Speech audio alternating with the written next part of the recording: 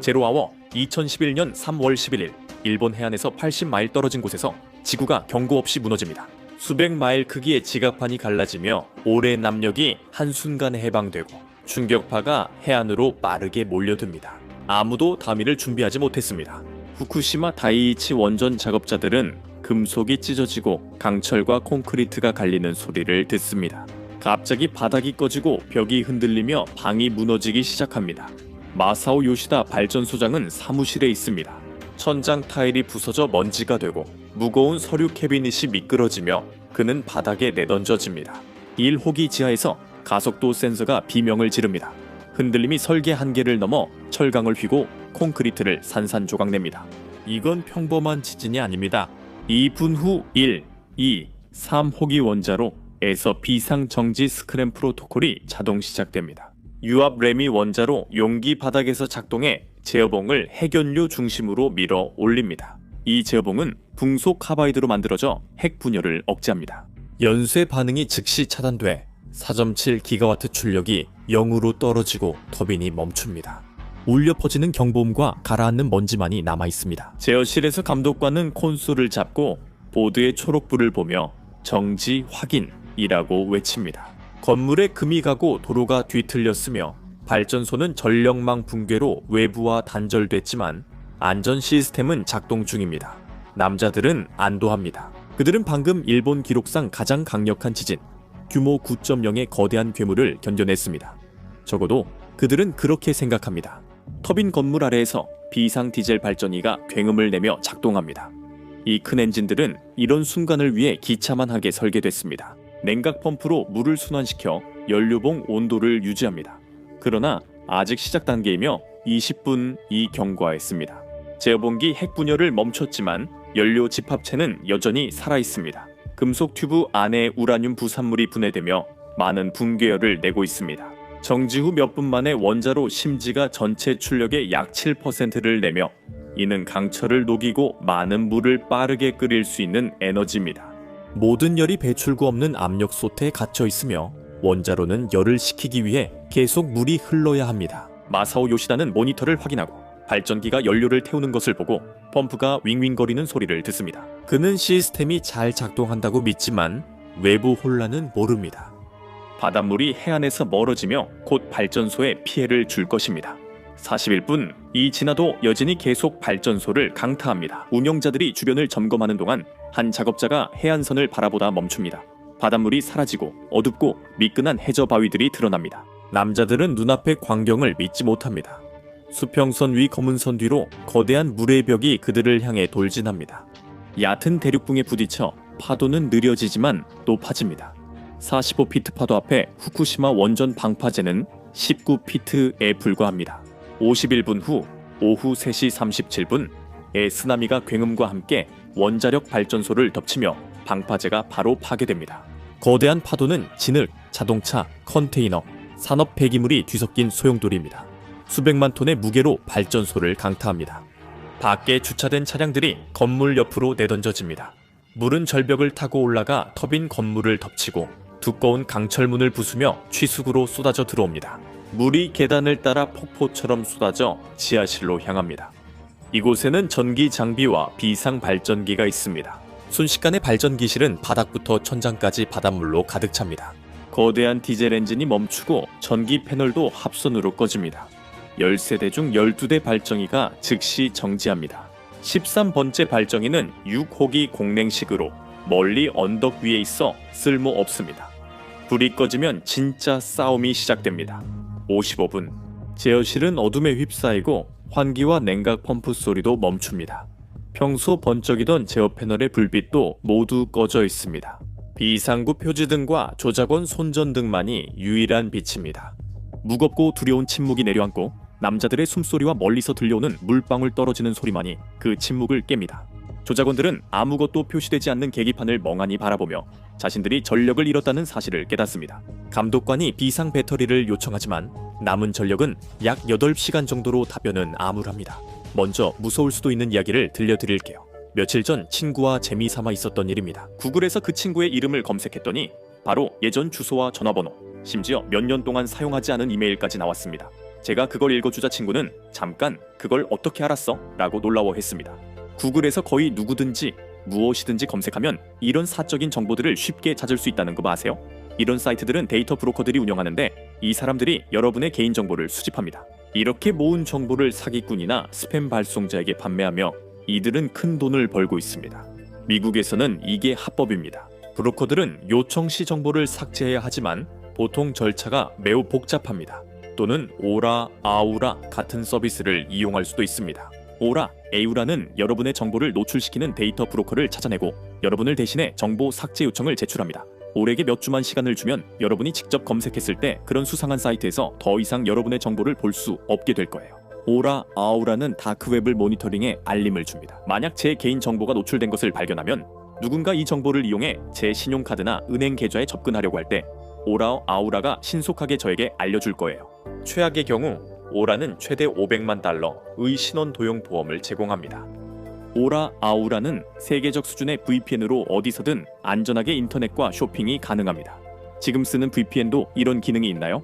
제 링크를 확인해 보세요. aura.com/infographics, aura.com/infographics에서 14일 무료 체험을 해보세요. 그 정도면 오라, 아우라가 여러분의 정보를 판매하는 데이터 브로커를 찾아내고 대신 옵트아웃 요청을 시작하기에 충분한 시간입니다. 그들은 정전 상태에 들어갑니다. 교류 전원이 없으면 펌프가 작동하지 않아 1호기 원자로 압력 용기 내부의 물이 순환하지 않습니다.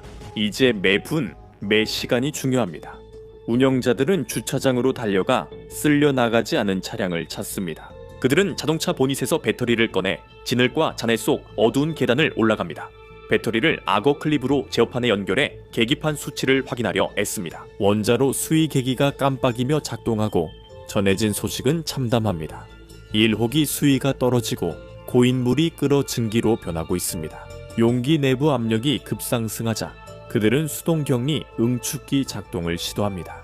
이것은 거대한 라디에이터처럼 증기가 물로 변해 펌프 없이 아래로 흐릅니다. 그들은 밸브를 수동으로 열고 증기가 쉬익 소리를 내며 압력이 떨어지고 있음을 알립니다. 효과가 있지만 오래가지는 않습니다. 그들의 훈련이 발동되어 원자로를 너무 빨리 식히면 금속이 부서지기 쉽고 균열이 생긴다는 것을 알고 있습니다. 표준 절차에 따라 작업자들은 냉각을 조절하기 위해 밸브를 닫고 몇 분 후 다시 열 계획이었습니다. 하지만 다시 열려고 했을 때 아무 반응이 없습니다. DC입니다. 배터리 방전으로 밸브가 계속 닫히고 격리 응축기도 멈춰 1호기가 2시간 동안 고립됩니다. 오후 4시 46분까지 1호기 내부 온도가 화씨 2000도를 넘기 시작합니다. 냉각수가 끓어 증발하면서 수위가 떨어지고 연료 집합체 윗부분이 과열된 증기에 노출됩니다.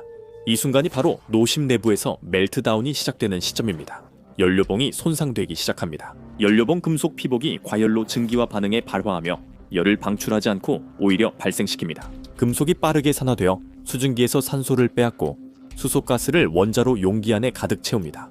동시에 원자로는 엄청난 에너지를 방출합니다.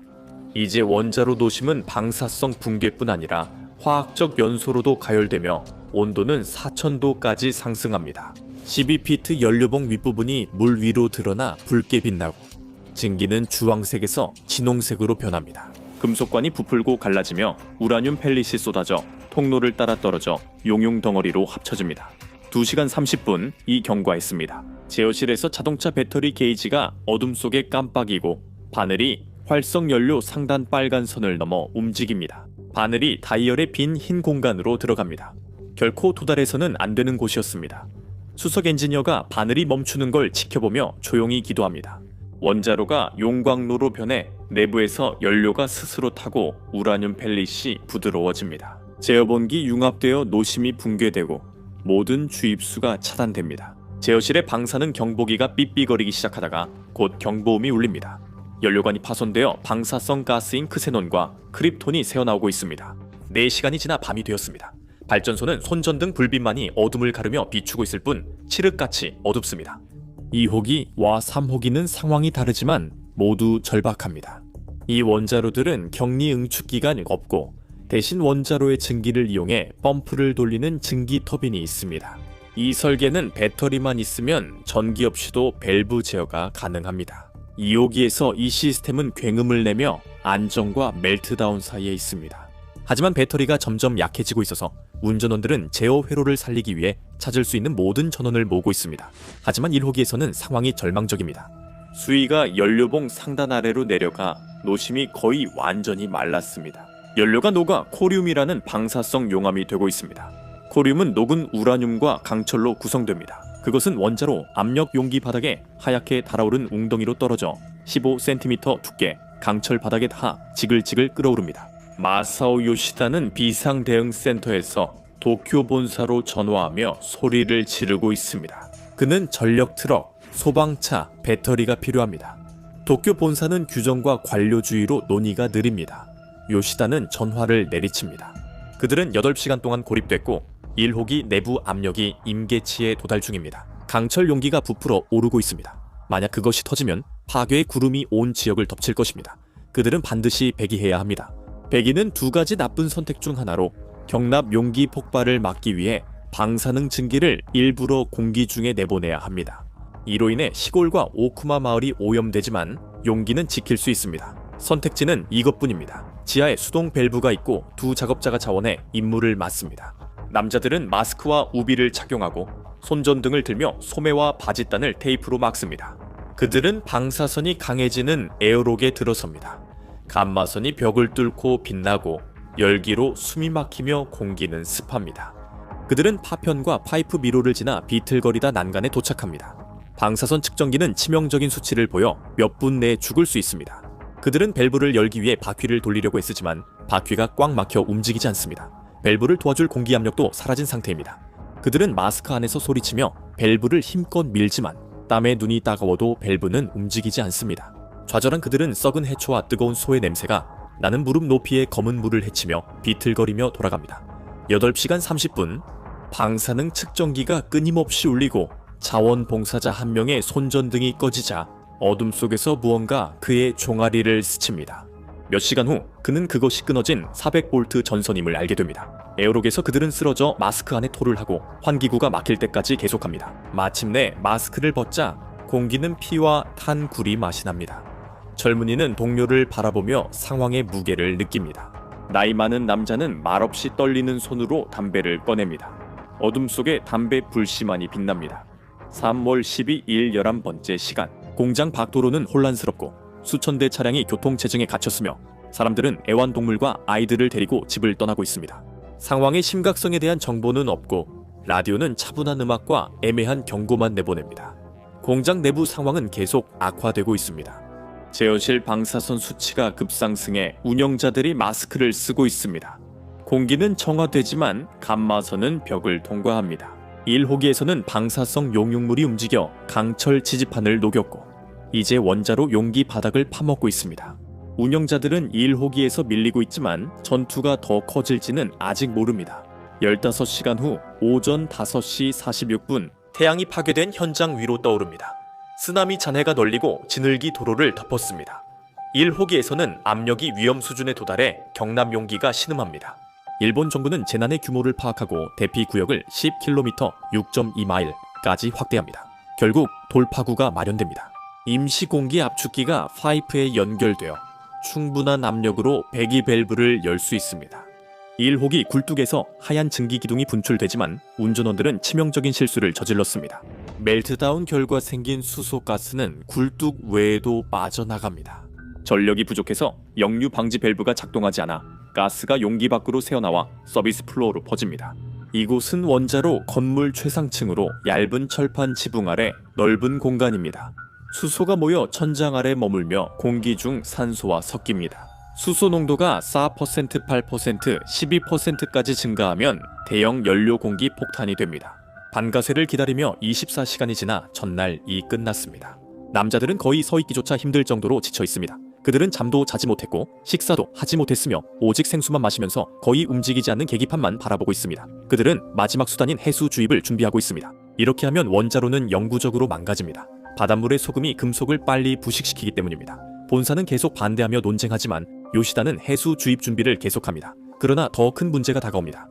25시간째 후 3시 36분, 작은 여진의 발전소가 흔들리고 불꽃이 튑니다.